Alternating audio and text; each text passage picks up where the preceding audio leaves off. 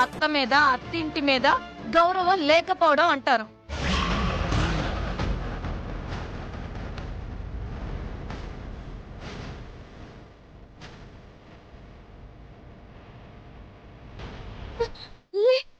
నేను గట్లే కాదు. ఈ నిర్లక్ష్యం వల్లే కదా నా కొడుక్కి తాగించి పడుకోబెట్టి కోట్లు నష్టం తెచ్చావు.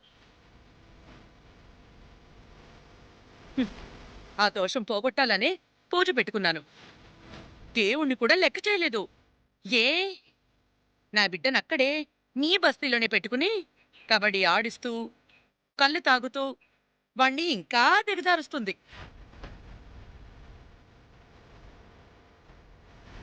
అమ్మా, అక్కడ జరిగిన దానికి ఇక్కడ నువ్వు మాట్లాడుతున్న దానికి సంబంధం లేదు. నిర్లక్ష్యం ఎవరితో తెలియకుండా సిరివల్లిని నిందించడం ఏంటి?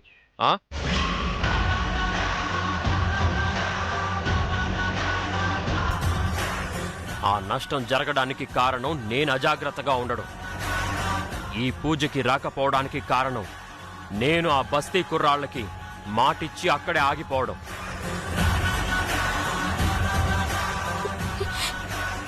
అందుకేనండి నేను మీకు చెప్పలేకపోయినా. తప్పు చేశావు శ్రీవల్లి. నాకిక్కడ పూజ ఉందని చెప్పకుండా తప్పు చేశావు.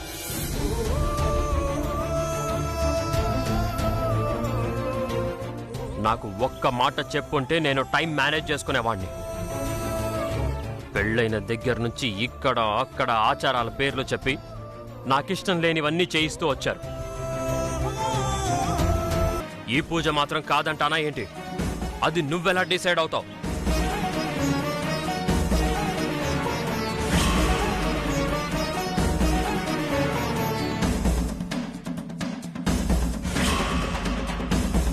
అంటే ఇండివిడ్యువాలిటీ వచ్చేసిందా?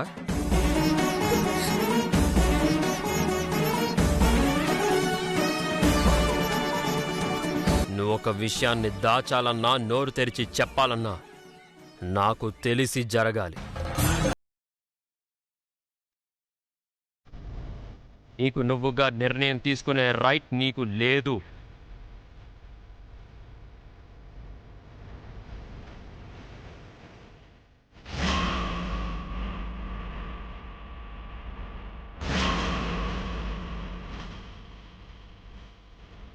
ఎందుకంటే నీ లైఫ్ నా చేతుల్లో ఉంది, నేను నీ చేతుల్లో కాదు.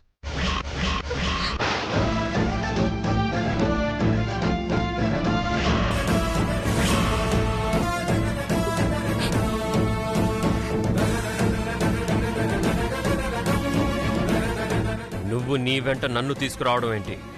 విషయం నాకు చెప్పుంటే నేనే నిన్ను తీసుకొచ్చేవాణ్ణి కదా. నేనేం చెప్తున్నానో అర్థం అవుతుందా? ఇప్పుడు అనుకునే లాభం? అనుకున్నదంతా బూడిదలో పోసిన పన్నీరైపోయింది. నువ్వనుకున్నది కాదమ్మా. అలాంటప్పుడు అది పనే కాదు, వేస్ట్ అంతకన్నా కాదు. ఇప్పుడు పూజ చెయ్యాలనుందా? నా కోసం ఈ పూజ అంటున్నావు కాబట్టి చేద్దాం. కానీ నాకు నష్టం జరిగింది అని కాదు, ఏర్పాట్లు చేశారు కాబట్టి వేస్ట్ చేయడం ఎందుకు అని. ఏ దయ్యం వల్ల, దేవుడి వల్ల, శ్రీవల్లి వల్ల నాకు లాస్ రాలేదు, నా వల్ల వచ్చింది.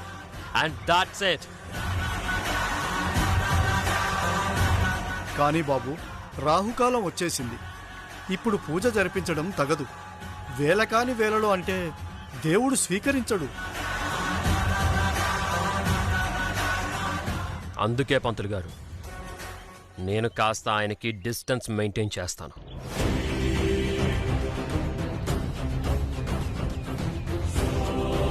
భక్తుల మొక్కుల్ని యాక్సెప్ట్ చేయడానికి భగవంతుడికి టైమింగ్ ఏంటండి? ఫలానా టైంలోనే పూజ చేస్తేనే ఒప్పుకుంటాడా ఆ దేవుడు? లేదంటే శపిస్తాడా?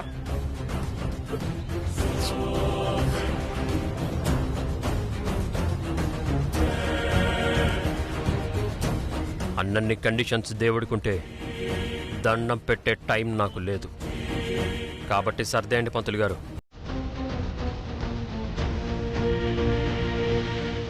ఇంకో విషయం, మీరు ఈ వయసులో కూడా పౌరోహిత్యంలో ఉండి చాలా కష్టపడుతున్నారు. మా కోసం చాలా వెయిట్ చేశారు. ఇంకెక్కడా ఇంత కష్టపడకండి, రెస్ట్ తీసుకోండి.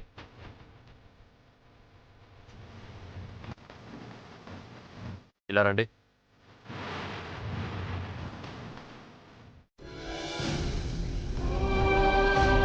కనిపించని ఆ దేవుడి కంటే కష్టాల్లో ఉన్న మీ గురించి ఆలోచించడమే నాకు ఇష్టం. వెళ్ళండి.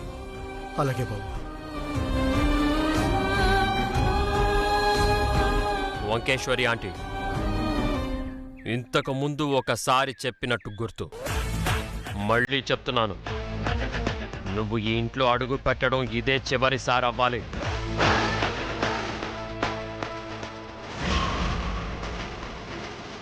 ఓకే?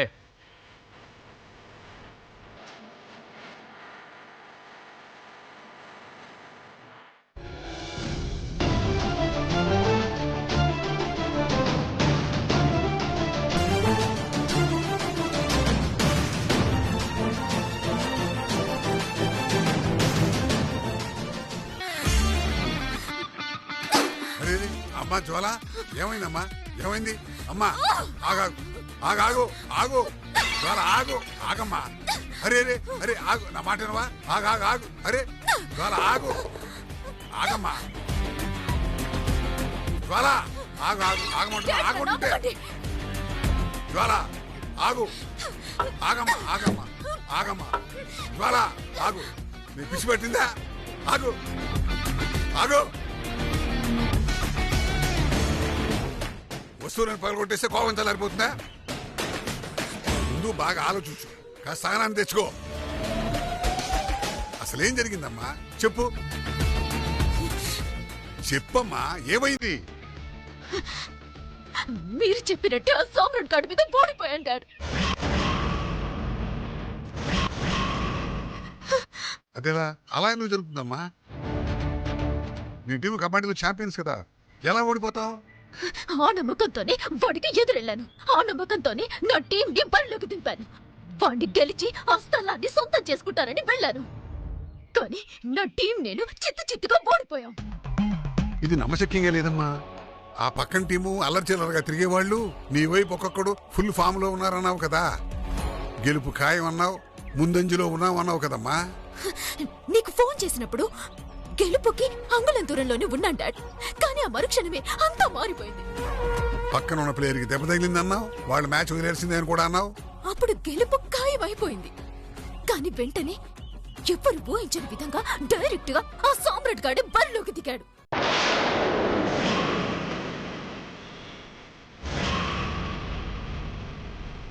ఏమంటున్నావమ్మా? మన స్కోర్ ని వాళ్ళు ఏం చేసినా అందుకునే స్థితిలో లేరు. ఒకే ఒక్కడు ఆ వైపు బెస్ట్ ప్లేయర్ ఉన్నాడు, వాడు కూడా పడిపోయాడు. మా అందరిలో ఉత్సాహం. కానీ కానీ ఆ సామ్రాట్ గాడే స్వయంగా ఆటలోకి దిగాడు. గెలుపుని వాళ్ళ వైపు తిప్పుకున్నాడు. ఏమిటమ్మా ఇది? వాడి బిజినెస్ డబ్బు తప్ప మరో అవకాశం లేదు. అలాంటిది వాడు కబడ్డీ ఆడటం ఏమిటి, టైం వేస్ట్ చేసుకోవటం ఏమిటి, ఆ టీముని గెలిపించడం ఏమిటి? అయ్యో డాడ్, వాడొకప్పుడు స్టేట్ లెవెల్ కబడ్డీ ప్లేయర్ అంట. చీ దరిద్రం అన్ని వైపులా చుట్టుముట్టేసిందమ్మా. కాలం ఎంత పగపట్టకపోతే వాడు కబడ్డీ ప్లేయర్ ఏమిటి, వాడు ఆడి కబడ్డీ ఆడి ఓడించడం ఏమిటి? నాకు ఎంతో ఇష్టమైన స్థలం అది. అక్కడ కమర్షియల్ కాంప్లెక్స్ నా డ్రీమ్. వాళ్ళ సంతకం పెట్టి స్థలాన్ని వదిలేసి రావాల్సి వచ్చింది.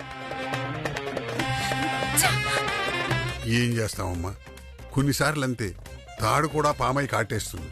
Time bad. స్థలం పోతే పోయింది, అందుకు బాధ లేదు నాకు. కానీ వాడి మీద ఓడిపోయాను, అది నన్ను బాధిస్తోంది. తల్లి, మళ్ళాంటి వాళ్ళకి ఓటమి కామనే. నువ్వు కాస్త రిలాక్స్ అవ్వు. ఇప్పటిదాకా నీ బ్రెయిన్ వాడావు, ఇక నా బ్రెయిన్ వాడతాను. నీకు వాడి మీద విజయాన్ని కట్టబెడతాను. జీవితంలో వాడు కోలుకోకుండా చేస్తాను. నన్ను నమ్మమ్మా.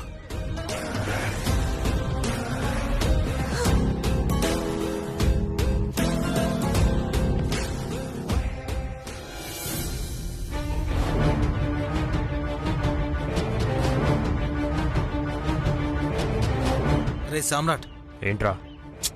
ఎందుకురా అందరి ముందు శ్రీవల్లిని అలా అనేసావు? అలా మాట్లాడితే శ్రీవల్లి ఎంత ఫీల్ అవుతుందో తెలీదా? నేనేం శ్రీవల్లిని ఒక్కదాన్నే అనలేదే, అమ్మని కూడా అన్నాను. అదే అమ్మని కూడా అలా అనొచ్చా? నేనేమన్నాను? తప్పుని తప్పు అన్నాను. అది కాదురా. ష్.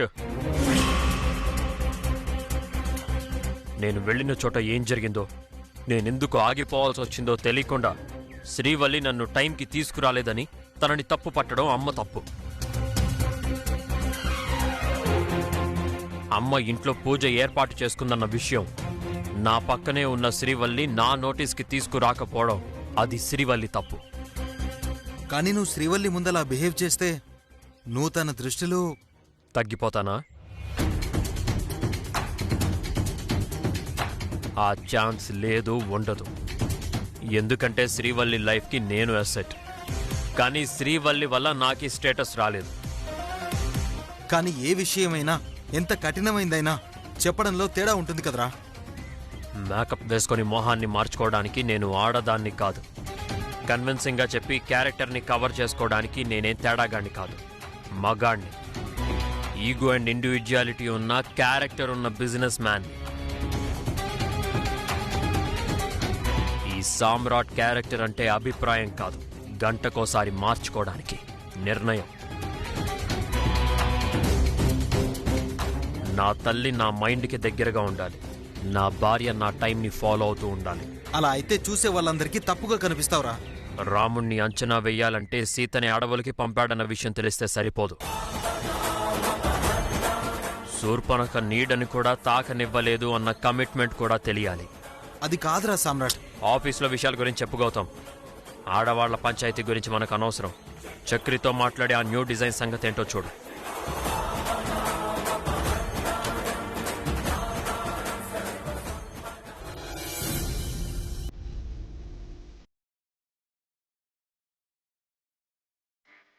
నువ్వు ఒక విషయాన్ని దాచాలన్నా నోరు తెరిచి చెప్పాలన్నా నాకు తెలిసి జరగాలి.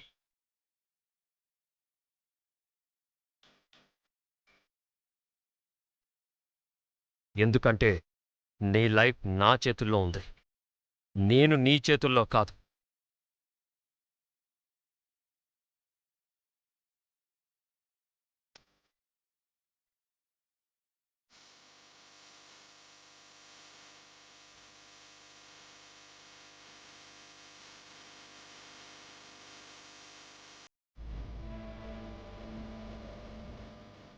శ్రీవల్లి,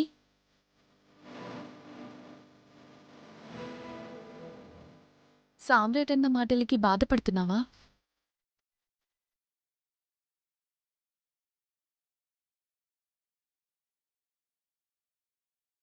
లే అక్క, ఆయన నన్ను అన్నందుకు నాకు రందిలే. కానీ అత్తమ్మ గట్లెందుకు చెప్పిందో నాకు సమజైతలే. నేనైనను నిన్న పొద్దుకొకేటాళ్ళకి తోలుకొద్దామనుకున్నా, రెడీ అయినా కూడా. కానీ మా బస్తీ పిల్లగాండ్లు ఆటం వచ్చిండ్రు. ఆయనను కబడ్డీ పోటీలకు గెస్ట్గా రావాలన్నారు. నేనేం చేయాలక్క? ఆయన ఉందామన్నారు. నేనొచ్చేసరికి వస్తానని ఒప్పుకున్నారు. ఇంకేం మాట్లాడాలి? అప్పటికి నేను ఆయనకి గిడ పోచున్నదని చెప్తానన్నా. అత్తమ్మ చెప్పొద్దంది. అయినా నేను మస్తు ట్రై చేసిన, కానీ కుదరలే. ఇప్పుడేమో అత్తమ్మ నేను ఆయనకి ముచ్చట చెప్పలేదంటుంది. ఇదేంతో నాకు తెలుస్తలేదక్క. ఇలాంటివన్నీ ఎక్కడైనా మామూలే శ్రీవల్లి. మామూలు ఎందుక్క? నిజం చెప్పాలి కదా. ఎవళ్ళతోటి ఎట్లా ఉండాలో, ఎవళ్ళతోటి ఎట్లా రియాక్ట్ కావాలో నాకు తెలుస్తలేక మస్తు బాధెళ్తుంది. శ్రీవల్లి, అత్తగారింటికొచ్చిన ఏ కొత్త కోడలి పరిస్థితి అయినా ఇలాగే ఉంటుంది. నేను కొత్తలో ఇలాంటి సిచ్యువేషన్స్ ఫేస్ చేశాను.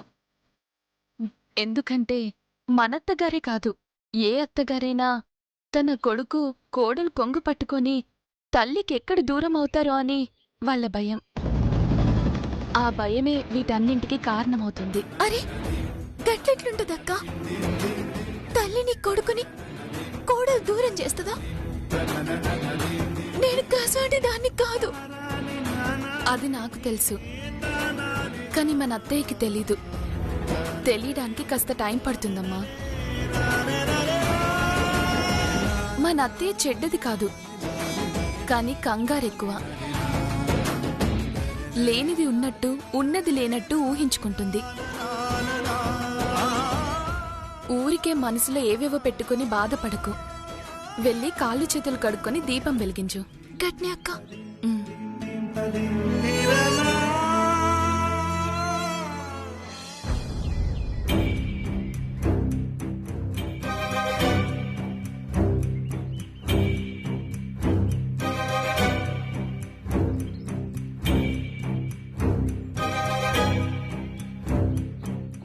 వాడు నన్ను తప్పు పట్టినట్టే పట్టి దాన్ని కూడా తప్పు పట్టాడు అంటే వాడేం మారలేదు. 3 రోజులు పుట్టింట్లో ఉంటే మార్చాలనుకుందా? అదంతా తేలిక. నా కొడుకునే మారుస్తుందా?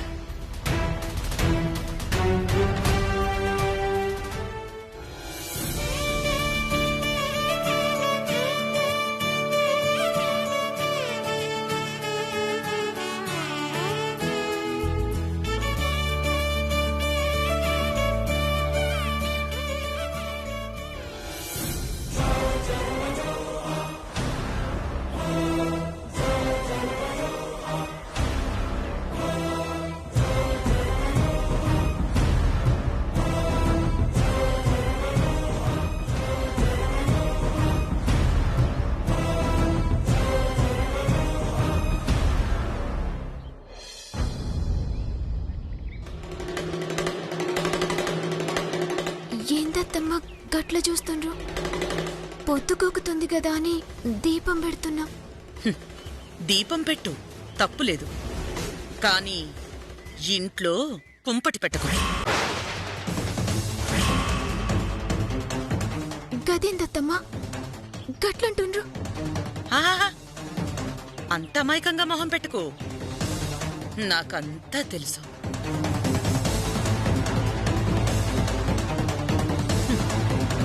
నువ్వు ఇంట్లోకొచ్చి 4 రోజులు కాలేదు, అప్పుడే నా కొడుకుని కొంగున ముడేసుకుందా అనుకుంటున్నావా?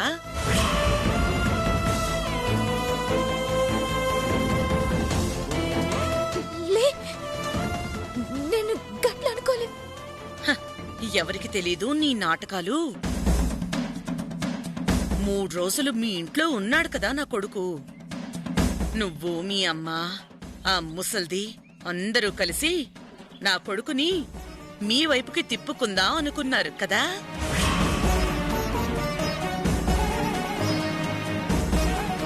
కాని అది జరగదు. నా కొడుకు అంత తేలిగ్గా పడిపోడు. చూడు, ఒక్కటి మాత్రం గుర్తుంచుకో, నీకు నా కొడుక్కి మధ్య నేనున్నాను. అతి తెలివితేటలు నా దగ్గరొద్దు.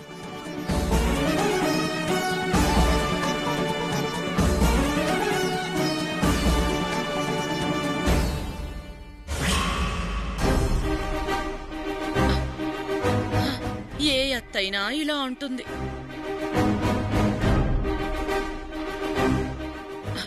నేను కాకుండా ఇంకెవరైనా అయ్యుంటే ఇలా జరిగినందుకు, నువ్విలా చేసినందుకు ఊరుకునేది కాదు.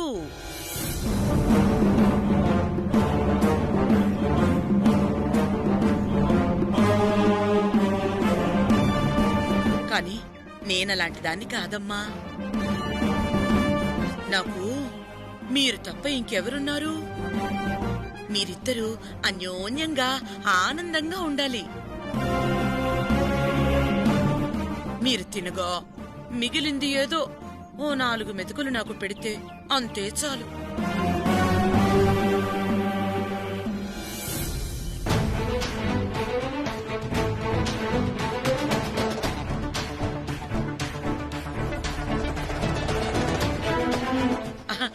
వెళ్ళమ్మా. అబ్బాయి ఏం తింటాడో అడిగి వంట చేసుకో పో. గట్ని అత్తమ్మా.